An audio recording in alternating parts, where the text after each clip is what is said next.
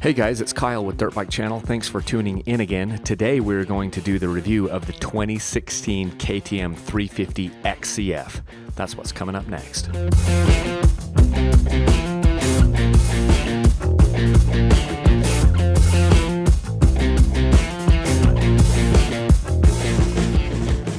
The fun thing about a bike like this is it wants to be revved high and it wants to be pushed hard. These things will rev to over 13,000 RPMs, and so there's always a lot of headroom, and I ride this thing completely differently than other bikes that I have. I end up pushing this bike hard and pushing it high in the RPMs because that's where, you know, the meat of that power is kind of in that mid-range, and then you've still got a ton of stuff up on the top end. And it's a great change of pace bike for me. I love my two-strokes and I love riding those, but this 350 XCF gives me that change of pace bike that I can go out to the desert like I am today and just go pounding through whoops, and it just stays planted and stays straight up, and it's a really, really fun bike to ride. Not a ton of power down low, but enough power to get you out of most situations. A little bit better than a 250, and it's not so much power like you have on a 450 that a fistful of throttle is going to send you catapulting, you know, off the back of the bike, or just, you know, whipped off the back of the bike.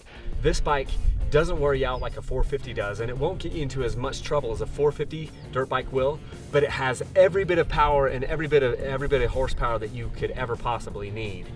For me, the 350 XCF really does everything right as far as from a four-stroke perspective.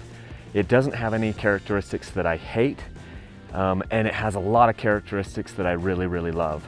So the 2016 KTM 350 XCF is about the most capable and the most well-rounded four-stroke that I have been around. It's the middle ground between the four-stroke, which I think is too much power for most people most of the time, including me, and then the really light and nimble 250 XCF that is really, really fun to ride and a ton of fun in the corners, but can sometimes leave you a little bit lacking if you get lazy and get in the wrong gear. Coming around a corner or coming up to an obstacle, the 350 cuts that difference pretty nicely.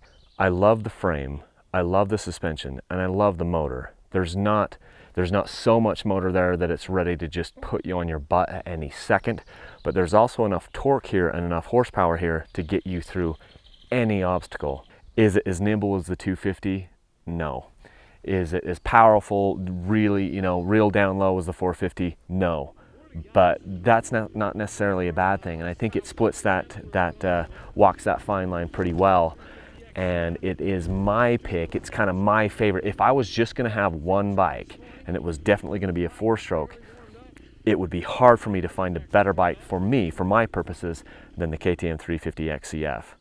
The only tricky part, when I'm switching off of my two-stroke and I come over to this four-stroke, this 350, the only thing I need to pay a little bit more attention to is I need to take a little bit more clutch into certain obstacles to keep the bike running, which I've gotten a lot better at, and I think that these bikes will, you know, are very, very capable.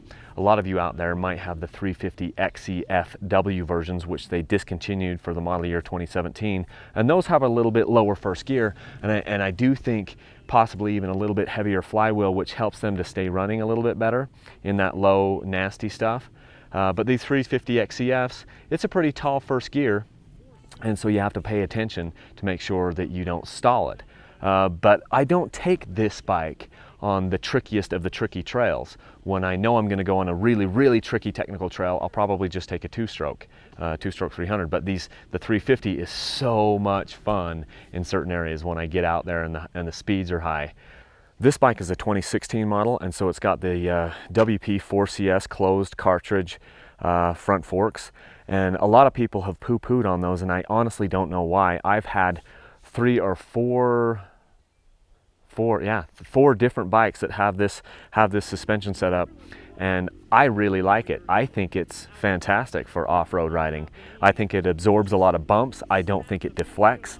I've also had it revalved on one of my other bikes to see if it could be any better from a reputable suspension company, and I honestly just spent a bunch of money and I didn't really feel like it was any better. I didn't feel like it was bad to begin with, so how can, anyway, I think a lot of people just said, someone said that the WP4CS wasn't good for off-road riding, and then everybody else just kind of followed suit and just believed that. I personally don't feel that way. I think there's a lot of adjustability. I like how the fact that you can adjust your rebound and your compression with no tools right up here on the top of your forks. So I like that. Next year in 2017, these bikes are all going to come with the air fork, and we'll have to see. We'll have to see if that's a good thing or a bad thing, but I wouldn't shy away from a 2014, a 2015, or a 2016 350 XCF just because it has that WP closed cartridge fork. Just ride it, and honestly stop complaining about the suspension, because I think it's great. Here's something I don't like. I don't like how they have the oil plug tucked away back here behind the motor on the bottom of the motor, because that means that if you install a skid plate, you're going to have to remove the skid plate every time that you change the oil. Some people have said, oh, we'll just drill it out here on the bottom, drill out the skid plate. Well, the way that how close it is back here to the back of the frame, even if you drilled that out, there's no way you'd be able to get the bolt, your drain plug in and out. So I wish KTM would have done better. This is the oil screen here, and if they had the oil plug coming out the side like the oil screen, then it would be a lot better to do oil changes on this. I like the fact that they've got the air filter right under this cover right here that just snaps off without having any tools, so it's easy to do air filter changes. I like the fact that your tank comes off actually really easily, so you can put like an hour meter on. That was one of the first things I did when I got this bike, is I put an hour meter on and I pulled the tank off, and so I could get the spark plug wire. And so that was easy to do. I had a Yamaha at the same time that I was working with. In fact, I had a couple of KTMs and a Yamaha I was working with, and the Yamaha was harder to get the tank off because the way that they have, the Yamaha tank underneath the seat. So this is good. I also like that they've got a quick release fuel coupler right here, or the fuel hose that comes off your tank. This is very easy to just pop off without having any tools. You don't need to have a screwdriver or a pair of pliers or anything like that. And then they've got an inline fuel filter in here that you can easily replace. You can do that out on the trail. The fuel filters are not terribly cheap. They're like $7 or something like that. And anyway, but you can replace that, and it's very easy. You can also adjust your idle very easy on these bikes, on these EFI bikes. So I do like that. Something that I hate is that on these bikes you get no backup kickstarter. You got to make sure you've got a really good battery on this thing. Otherwise it could leave you stranded out in a place that you don't want to be stranded. And if you put a recluse on this 350, it's going to be even that much harder to bump start, if not impossible. You may have to take your entire, you'll have to take your entire clutch cover off and do some modifications, and that just sucks out there on the trail. So I wish that they would have put a Kickstarter on these 350 XCF bikes. I don't care if it's going to weigh another pound. I don't care if it's going to weigh 2 pounds or even 3 pounds more, which I'm sure it wouldn't. I just want a Kickstarter on this thing so that I can start it when and if my battery goes dead. I have to put this bike on a trickle charger just because I have been out 2 or 3 times with a different bike. It wasn't this bike when it wouldn't start. So I've gone with better batteries. These things actually are coming with good batteries now in 2016 and 2017. They're coming with lithium ion batteries. I'm not sure, they might be lithium iron batteries. No, these ones are lithium ion. The lithium iron batteries are even better, and I wish that they would just come with a dang Kickstarter, and that way you wouldn't have to worry so much about the condition of your battery to be stranded out there in the middle of nowhere.